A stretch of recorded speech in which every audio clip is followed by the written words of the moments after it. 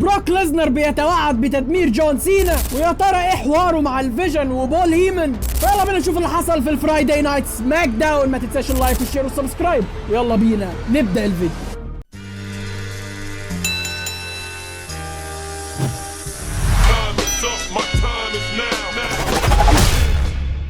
افتتاحية العرض جات مع الوحش بروك ليزنر اللي كان داخل عليه كل علامات السعادة، ولكن بروك ليزنر هو داخل الرينج كده مايكل كول كان خارج، فهو بصله كده وزي ما يكون بروك ليزنر اتعصب وخد مايكل كول داخل الحلبة وكان عايز يبدأ في تدمير مايكل كول، اللي هو بروك ليزنر داخل مش شايف قدامه. تقريبا كلام جون سينا اللي قاله في عرض الرول اللي فات مضايقه بشكل كبير، ولكن كوري جريفز دخل علشان يدافع عن مايكل كول، فبروك ليزنر ساب مايكل كول ومسك كوري جريفز عمل له واحدة F5، وبروك كان اتجنن جدا وعصبيته وصلت للسما حرفيا، خلاص ما عادش قادر، عمال يدمر في اللي قدامه. يا اخي ده راح للكاميرا مان وكان هيكسرها وبيقول له يا جون حضر نفسك بكره علشان انا جاي علشان حاجه واحده بس وهي دماءك. اللي هو بروك ليزنر داخل متعصب من كلام جون سينا، مسك مايكل كول، كوري جريفز خد له 2 F5 وكان على وشك تدميره تماما لحد ما السكيورتي والحكام بتوع سماك داون دخلوا يحوشوا في بروك ليزنر، ولكن بروك ليزنر بدأ يسيطر على غضبه. الفكرة في الموضوع كله ان الدبليو دبليو ما حطتش سبب لعداوة بروك ليزنر وجون سينا، هي دي الفكرة. جون سينا قال ان هو الخوف،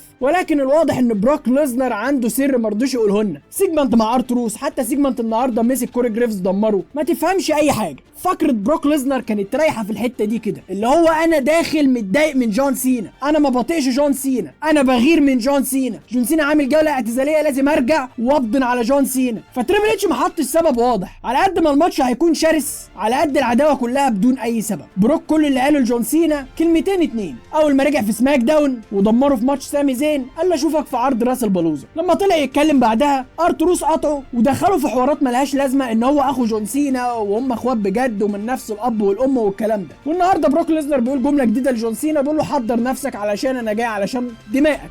فبروك ليزنر بصراحة ما وضحش بكامل الأسباب زي جون سينا خالص، ولكن هنفهم إن بروك ليزنر وهو خارج شاف كده خلف الكواليس الفيجن، ومش الفيجن وبس، ومعاهم عودة الوايز مان بول هيمن. وكنت فاكر بروك ليزنر هيتضايق منه بسبب اللي بول هيمن عمله فيه زمان والخيانة، ولكن دايما بروك ليزنر متعود على خيانة بول هيمن. فبروك ليزنر ابتسم له كده وراح له وقف قصاده وخبط على صدر بول هيمن كده وبيقول له احنا لازم نتكلم. بصراحة بروك ليزنر وبول هيمن ينطبق عليهم مثل القط وخناقه. بروك ليزنر بيحب خناقه فعلا، على قد ما بول هيمن بيغدر ببروك ليزنر على قد ما الاتنين بيعشقوا بعض وما يقدروش يستغنوا عن بعض. ولكن حته الفيجن ديت هتدينا تحليلات كتير قوي. بروك ليزنر مش هينضم للفيجن بتاع سيس رولينز، ده مؤكد. بروك ليزنر هيطلب خدمه من بول هيمن قصاد الخدمه اللي بروك ليزنر هيعملها لبول هيمن، اللي هي حاجه زي اللي سي ام بانك عملها مع بول هيمن في الوور جيمز السنه اللي فاتت، لما قال له انا عندي ليك معروف نفذتهولي هساعد رومان رينز في مباراه الوور جيمز.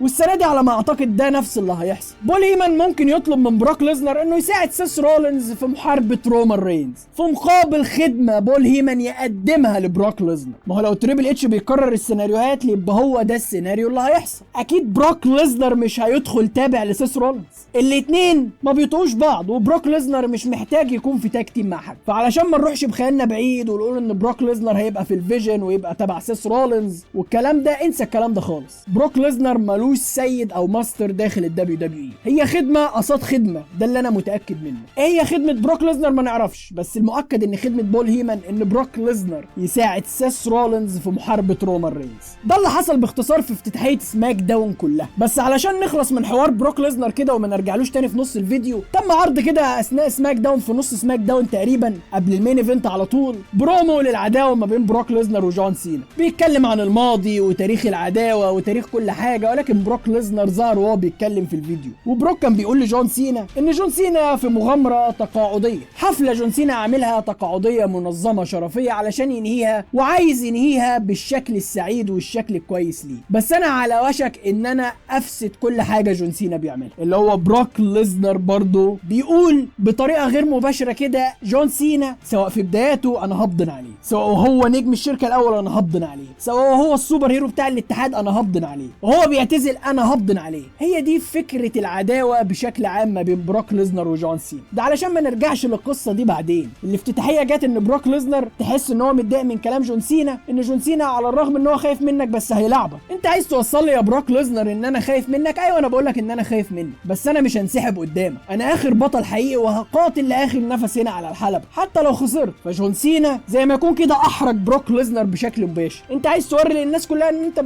المرعب، ان انت الجامد، ان انت اللي مخوفني، ان انت مش عارف ايه. ايوه انا بقول لك الكلام ده كله صح، بس اللي في دماغك مش هيحصل وانسحب من قدامك واقعد انا هلعبك. فهي دي الفكره باختصار، فكره ما خرجتش عن هنا. فبصراحه الافتتاحيه بتاعت سماك داون تحس انها حشو في العرض، ولكن حته الفيجن وبول هيمن وبروك ليزنر ديت ليها معنى كبير قوي. لو طلعت زي ما اقول معروف ضد معروف، خدمه قصاد خدمه، فهو ده السيناريو اللي تريبل اتش هيعمله. انما بروك ليزنر ينضم للفيجن بتاع سيس رولينز ده صعب. بس هل الفكره ان بروك ليزنر يشارك في الوور جيمز؟ الفكره دي نفسها حلوه قوي، لان بروك ليزنر انت عمرك ما شفته دخل في تاج تيم مع حد من ساعه ما رجع للدبليو دبليو اي. المره اللي كان داخل فيها تاج تيم مع حد مسك كودي رودز نفخه قبل ما المباراه تبتدي. ما بتكلمش عن زمان، هو زمان لعب مباريات تاج تيم كتير، لعب هو والاندرتيكر مره، لعب هو وجون سينا مره، فهو لعب كتير كتاج تيم. هو اصلا لما بدا قبل المصارعه بشكل عام في اتحاد تاني كان بادئ مع شيلتون بنجامين كتاج تيم. فبصراحه هي الفقره ممكن تحس انها عبث، ولكن حته بول هيمن دي اللي ادتها الحماس. فاحنا لو هندي للفقره 3 من 5،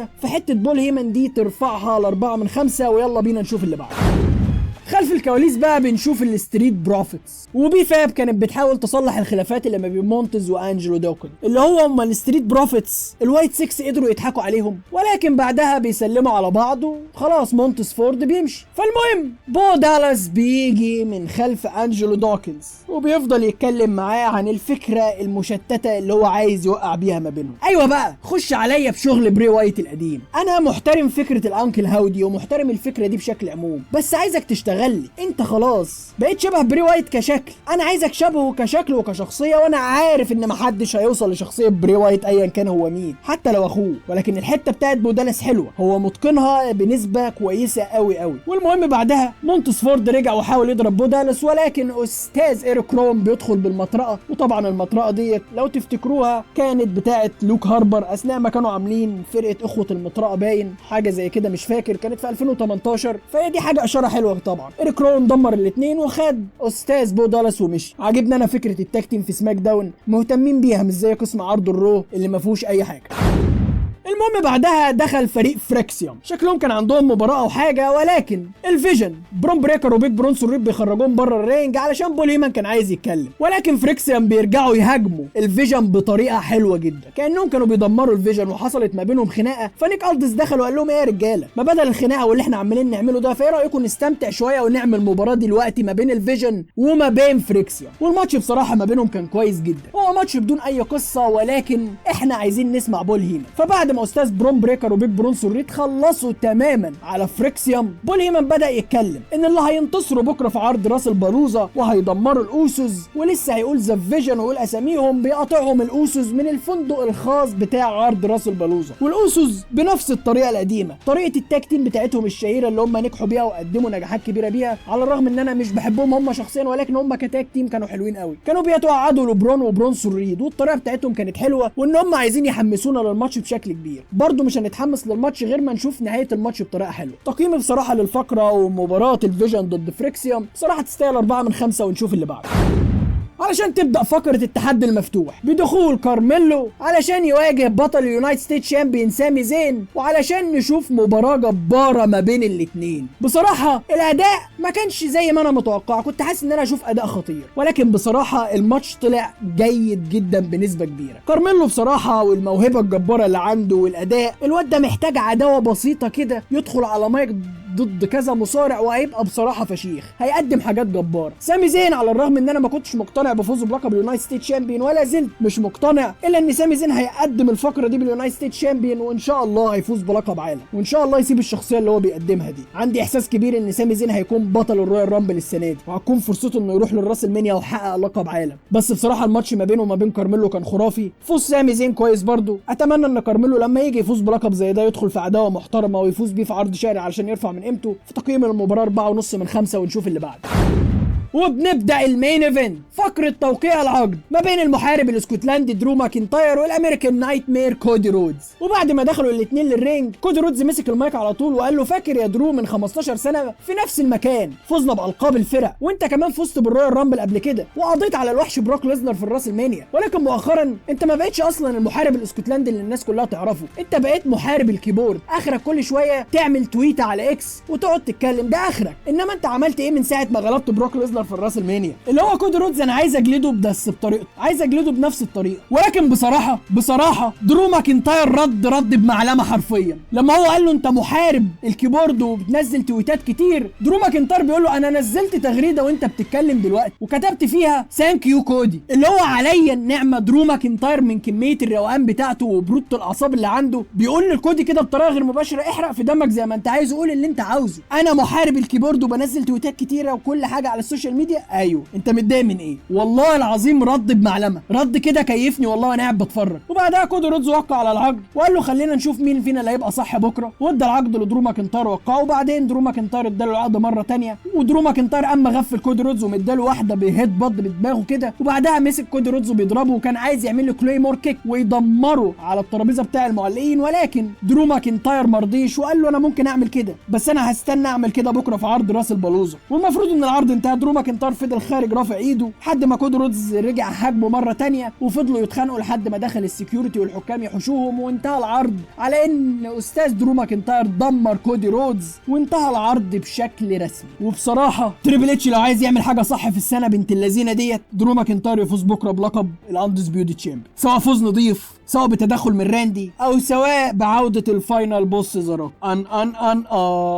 دوين ذا روك جونسون نزل ستوري وكان بيروج فيها لعرض راس البلوزه. نرجع نفتح السيناريو القديم من تاني ونقول ان ذا روك عايز يرجع يدمر في احلام كودي رودز ويرجع يخسره بكره في المباراه. نرجع نفتح السيناريوهات دي من تاني ولا نقول ذا روك بيروج كده باعتباره احد الملاك للدبليو دبليو اي؟ طب ليه ذا روك مثلا ما كانش بيروج لعرض سمر سلام مثلا ماني ان ذا بانك، ولا منه عرض راس البلوزه هو اول عرض رسمي على الشبكه الجديده؟ حته ذا روك وكودي رودز ديت انا مش هفتحها في الفيديو ده، انا هستنى عرض راس البلوزه واتفرج عليه. الحاجه الوحيده اللي انا عايزها من العرض ده كله ان المحارب الاسكتلندي درو ماكنتاير يخرج كبطل وتبقى تريبل اتش عملت الصح.